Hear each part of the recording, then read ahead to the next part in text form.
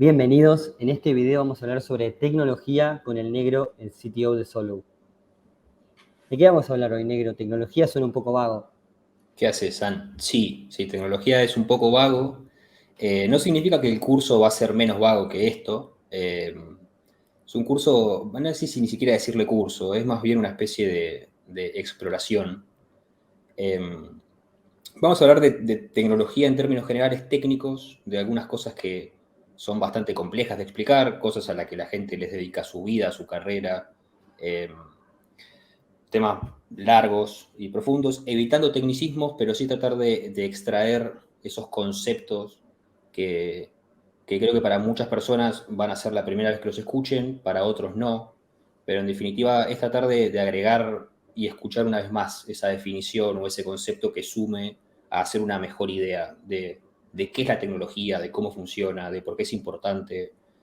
Hoy en día la tecnología forma una parte transversal de nuestras vidas y no siempre tenemos una buena excusa para aprender sobre algo histórico en el pasado eh, y explicado de forma sencilla. No busca ser una definición técnica exacta de libro, de paper, sino más como una exploración en común de ver qué temas van saliendo, qué es interesante tocar, qué es interesante aprender y ir armando el curso en base a eso. Pero a grandes rasgos es tecnología, a grandes rasgos sí.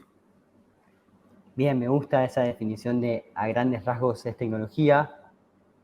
Hoy me llegó por el cucaracha que nos ibas a contar un poco de qué carajo es el Big Bang, por ejemplo.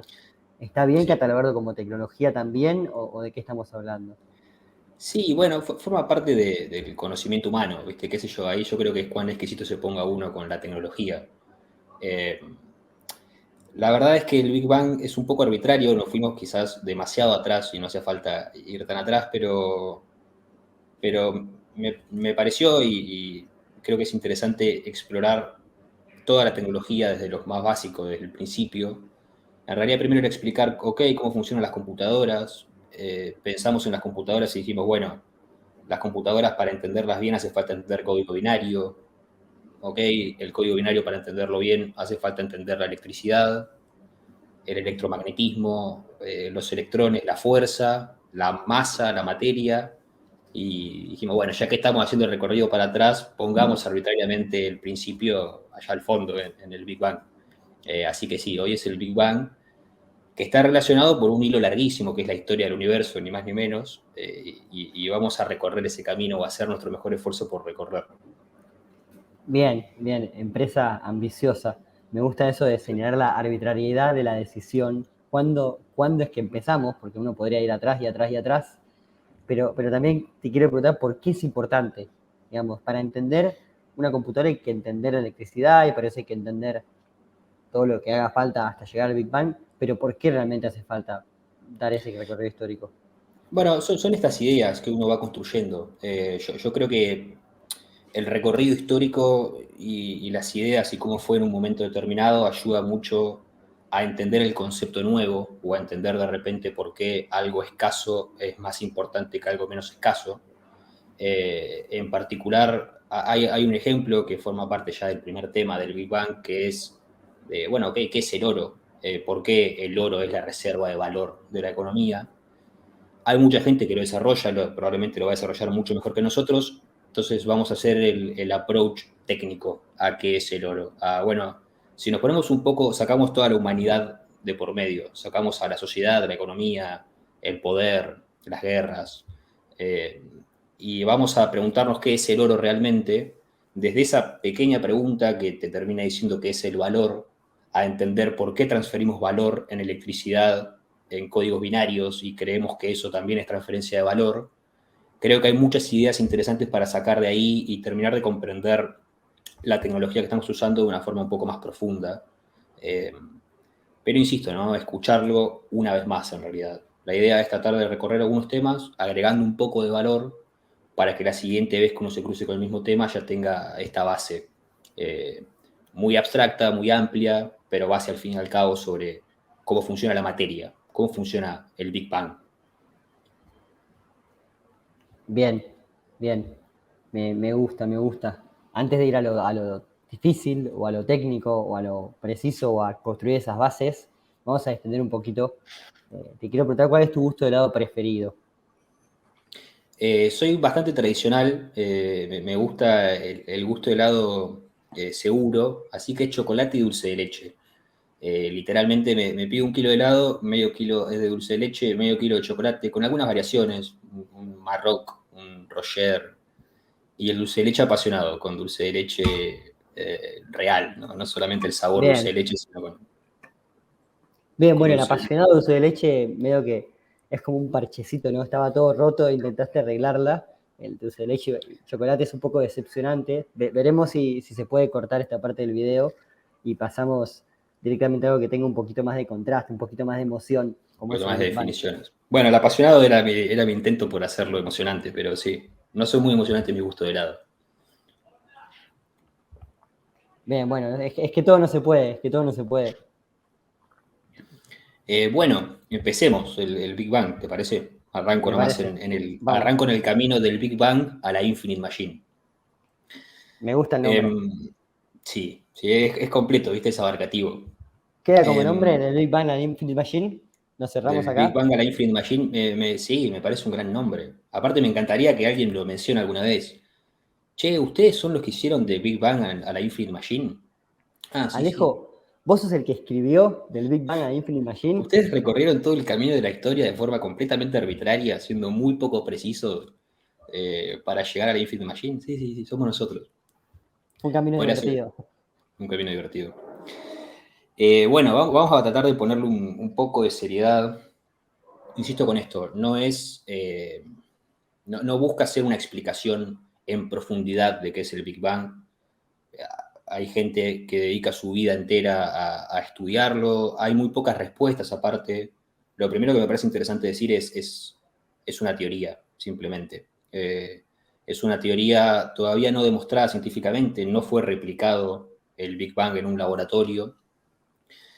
Y si uno tiene algún tipo de formación religiosa o algún tipo de creencias, de fe, es medio contradictorio el Big Bang, es decir, no se lleva muy bien con la génesis de la Biblia.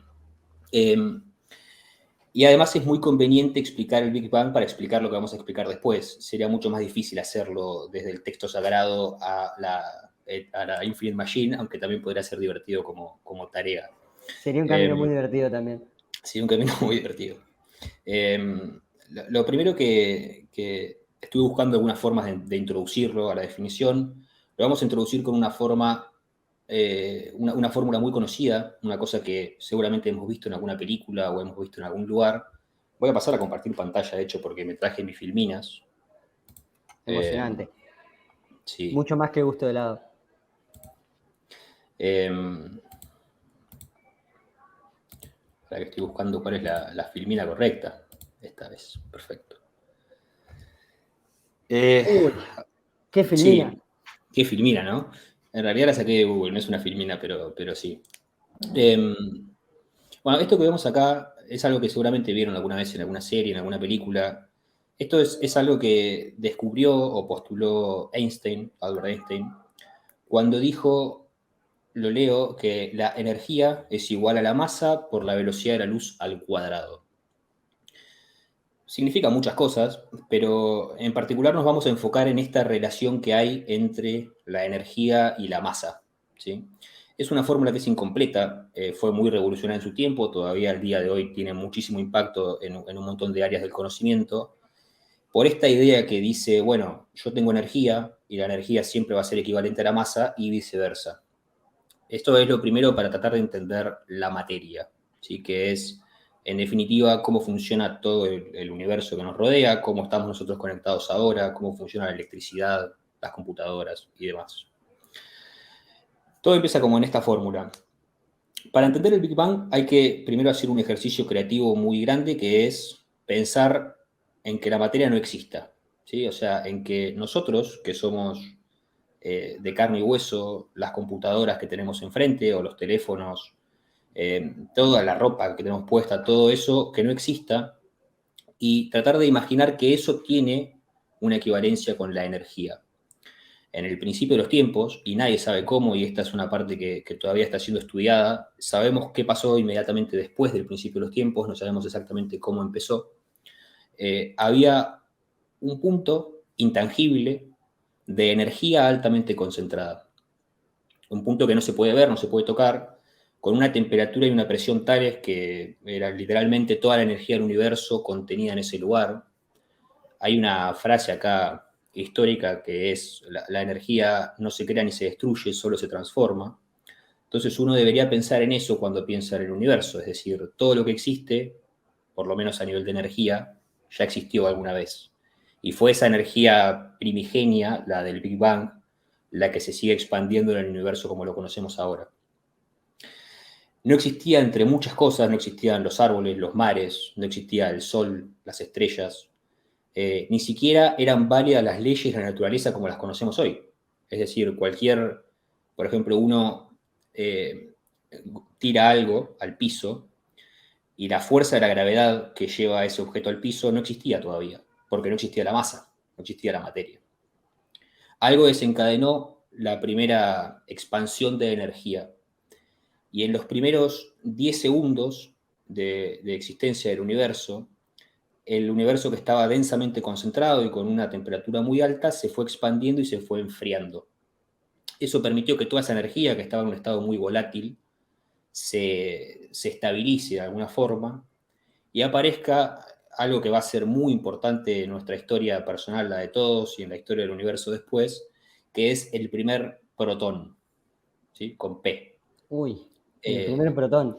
el primer protón que es un acto histórico, es el que nos forma a todos nosotros y sin el cual hubiese sido imposible. Obviamente hay algunas partículas que uno podría citar antes, pero el protón es la primera que nos interesa a nosotros para no irse muy al fondo. Además, porque esto no está probado en un laboratorio todavía, ¿no? Es simplemente una teoría, es una teoría bastante sólida y muy aceptada, eh, pero es el primer protón, es la aparición ¿Hay del primer protón. hay alguna plaza que tenga una estatua? Tipo, acá se generó el primer protón. Deberíamos hacerla. No creo que haya, no estoy al tanto, pero deberíamos hacer algún primer protón porque literalmente, y ahora cuando lo vayamos desarrollando, te vas a dar cuenta que sin ese primer protón nada de todo lo que sí hubiese sido posible. Es como si fuese un acto aleatorio, y acá es donde entra el componente de la fe, ¿no? El Big Bang puede tener mucha matemática, mucha física atrás, hay cosas que todavía no entendemos, y si uno quiere creer en el Big Bang o usarlo como teoría válida, tiene que por lo menos tener fe en, bueno, no sé cómo, pero apareció un protón. Un protón se materializó de la nada. Eh, los protones son importantes porque la base de la materia que conocemos nosotros esencialmente son diferencias de protones. Es un protón, dos protones, tres protones. Cada protón da lugar a un elemento de la tabla periódica. No sé si te suena o si viste una tabla periódica alguna vez, Anne. Alguna vi, alguna vi. Mi Yo creo hermana que en el estudia química. secundario la debemos tener todos alguna. Voy a pasar a mi siguiente filmina, que es esta tabla periódica, muy bonita que tengo acá. Es mucha información esto y casi nada de lo que está en pantalla importa en este momento, salvo un detalle que es el número que está acá arriba a la derecha, el 1. La tabla periódica se lee de izquierda a derecha, de arriba para abajo, igual que un libro. Acá a la derecha hay un 1, acá hay un 2, acá hay un 3. Esencialmente, la energía que estaba contenida en ese principio del universo empezó a moverse, se empezó a expandir el universo, la temperatura bajó, la energía llegó a un estado un poco más estable o menos volátil que el que estaba antes, y apareció el primer protón que formó el primer átomo de hidrógeno. El hidrógeno es la forma de materia más sencilla que existió nunca. Es la primera materia que existió, de hecho, y está reflejado en una cosa tan sencilla como la tabla periódica. El resto de los protones que había dando vuelta por ese caos explosivo del universo expandiéndose infinitamente en toda la energía del universo, ese átomo de hidrógeno empezó a colisionar con otros protones, ¿sí?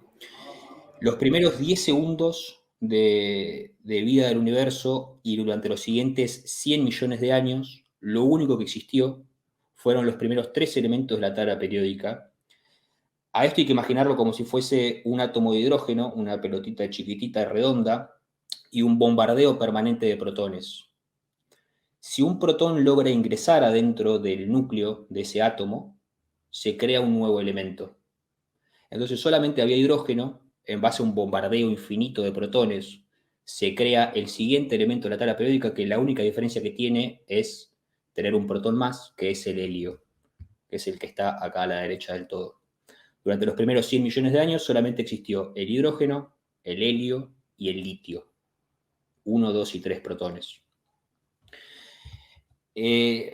Acá esto tiene algunas implicancias interesantes, pero de repente pensar en la tabla periódica como un conjunto de no más de 120 elementos y pensar que esa es toda la materia que existe en el universo, es por lo menos poner un primer pantallazo de, bueno, ¿cuán amplio es el universo? Bueno, en términos de materia, 120.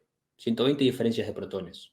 Por ejemplo, vos agarrás un átomo de hidrógeno y lo bombardeás con infinita energía, muchísimo calor, mucha presión, es muy difícil esto, pero lo bombardeás y le lográs meter 78 protones más, terminás con 79 protones, en particular 79 protones representa al oro en la tabla periódica.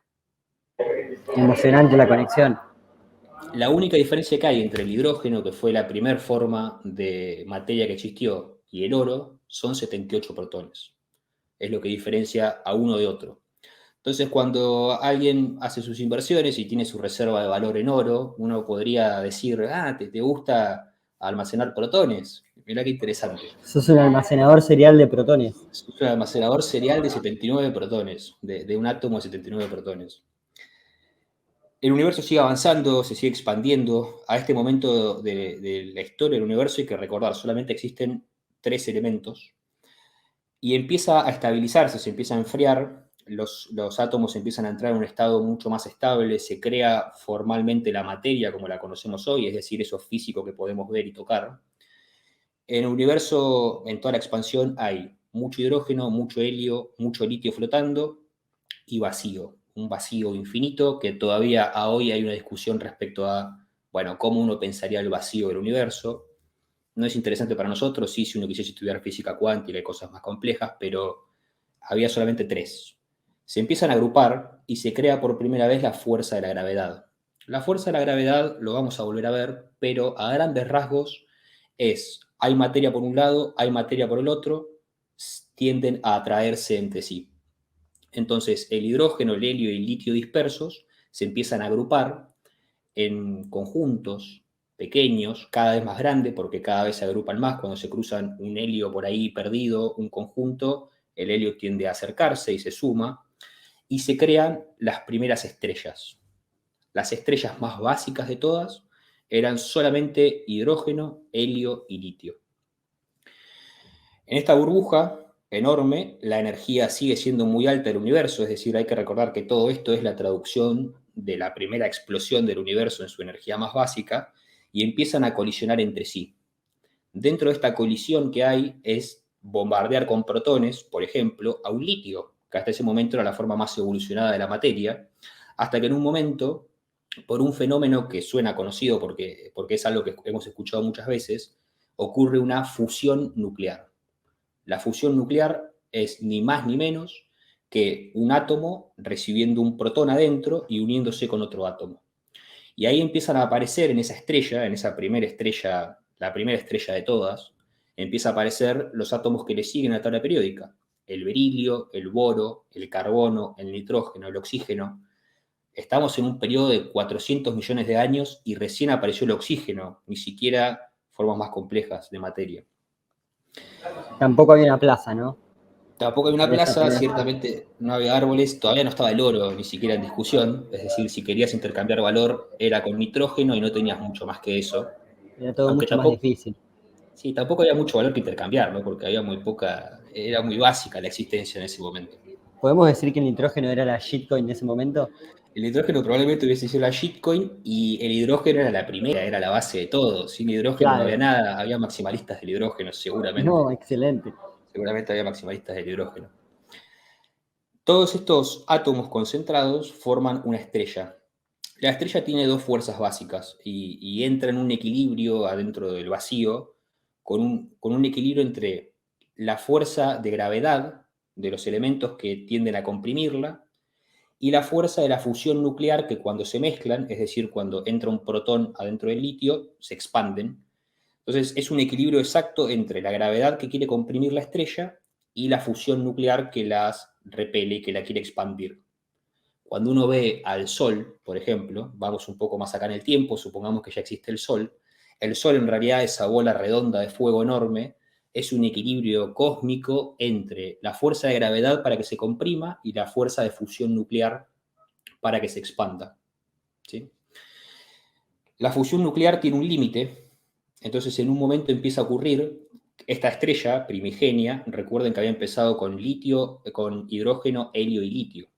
Y de repente la estrella ya estaba contenida por más cosas más complejas, por berilio, por nitrógeno, por oxígeno, el flúor, el neón.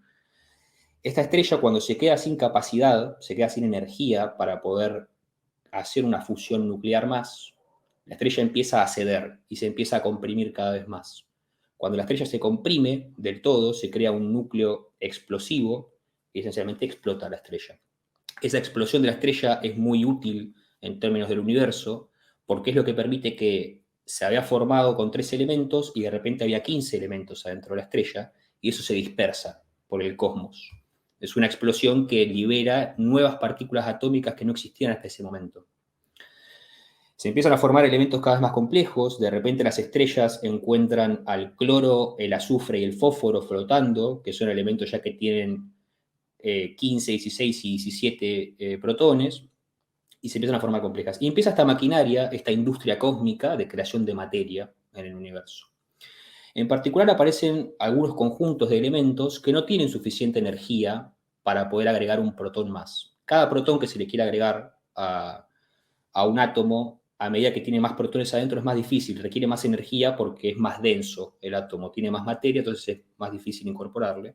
Entonces hay algunos conjuntos que simplemente están en equilibrio, que terminan siendo como proyectos fallidos de la maquinaria del universo, piedras flotando en el medio del vacío, y esas piedras algunas son extremadamente complejas, se crean como verdaderos calvos de cultivo en los cuales en condiciones exactas de temperatura, presión y demás, puede, por ejemplo, florecer la vida. Nosotros estamos en este momento flotando en una de esas piedras que son un conjunto de átomos que no tenían suficiente energía para hacer la fusión nuclear, que tampoco la gravedad logró vencerlas y explotar la Tierra para adentro, hacerla implosionar, y nosotros flotamos en una de esas piedras. Estamos en este momento flotando sobre una piedra muy compleja de carbono, de cloro, de hidrógeno, de oro. Hay oro adentro de nuestra Tierra. Y es un fenómeno infinito este. Hay varios hechos interesantes acá para destacar. Hay dos puntualmente que me parece que son los más importantes y están relacionados. La humanidad ha tratado de seguir creando nuevos elementos y nuevos átomos. En particular en un laboratorio, agarran 117 átomos y le quieren meter un protón más. 117 protones y le quieren meter un protón más. El elemento con más protones que hemos logrado generar, sintetizar en la Tierra, es el oganesón, que tiene 118 protones. Este es el elemento que esencialmente se consiguió agarrando al anterior, que es el teneso, que son 117 protones, y bombardeándolo infinitamente. ¿Pero O qué sea que quiere esa decir? tabla periódica puede seguir creciendo. Esta tabla periódica puede seguir creciendo, sí, totalmente, con la salvedad de que hay un límite teórico. Yo creo que esto debe estar estudiado ya, pero hasta donde yo sé no hay una conclusión clara, pero como la cantidad de energía es cada vez más alta para agregar un protón más adentro del átomo, podría llegar un momento en el que sea un elemento tan denso que ni siquiera toda la energía del universo alcance para poder meterle un protón adentro de ese átomo. Tiende a la cantidad de energía disponible, que recordemos, no se crea ni se destruye, solo se transforma. Y esto tiene la segunda implicancia que va de la mano, en el sentido de algún día nuestro Sol también se va a extinguir. Algún día la fuerza nuclear de nuestro Sol va a dejar de poder existir, va a ganar la gravedad sobre el Sol y probablemente se destruya. Cuando el Sol nació, no habían todavía elementos tan complejos como los que hay hoy, y cuando se destruya, va a liberar al cosmos nuevos elementos, nuevos átomos, que van a dar lugar a nuevas estrellas, que van a dar lugar a nuevos planetas y a formas de vida mucho más complejas y mucho más evolucionadas que nosotros incluso. Algún día empezamos en ese pequeño punto muy concentrado de energía. Hoy estamos flotando sobre una piedra de ese resultado. Además, empiezan a jugar cosas como la evolución y ya la vida misma dentro de la Tierra. Y el universo sigue. Y nadie sabe bien qué es lo que va a ocurrir. Si la energía del universo algún día se va a acabar, y uno podría decir que sí, o si hay algo que todavía no entendemos que haga que el universo se siga expandiendo hasta el infinito. Bueno, hay una canción del Indio Solari que dice, mientras tanto el sol se muere, ¿no? Y mientras tanto el sol se va muriendo. Sí, esto no es para alarmar a la población, ni mucho menos, pero siguiendo la historia del universo, el sol algún día va a desaparecer. Podríamos ponerlo en el título. El fenómeno que va a hacer que caiga el precio de Bitcoin. Y hablamos sobre el fin de los Muere tiempos. el sol, claro. Muere el sol. Hay que tener mucho cuidado con esto y hay que empezar a hablar. Pero bueno, eso es a grandes rasgos el primer tema que me parecía interesante charlar. De estas cosas faltan todavía algunas, pero a grandes rasgos los protones, junto con sus hermanos los neutrones y los electrones, que vamos a ver más adelante, son fundamentales para entender por qué el cobre, que no sé bien dónde está en la tabla periódica, hay que buscarlo después, pero por qué el cobre es un buen conductor de la electricidad. El cobre es el 29. ¿Por qué 29 protones son buenos conductores de electricidad? ¿Por qué eso sirve para poder transferir un electrón de un lugar al otro? ¿Cómo llegamos de eso al telégrafo? ¿Cómo llegamos de eso a la memoria RAM y a los discos sólidos que hoy tienen nuestras computadoras y que hacen que la Ethereum Virtual Machine corra sobre ellos mismos? Es un primer punto de aproximación. En definitiva, cómo pasamos del Big Bang a la Infinite Machine. En definitiva, eso que es el camino, ese es el primer paso.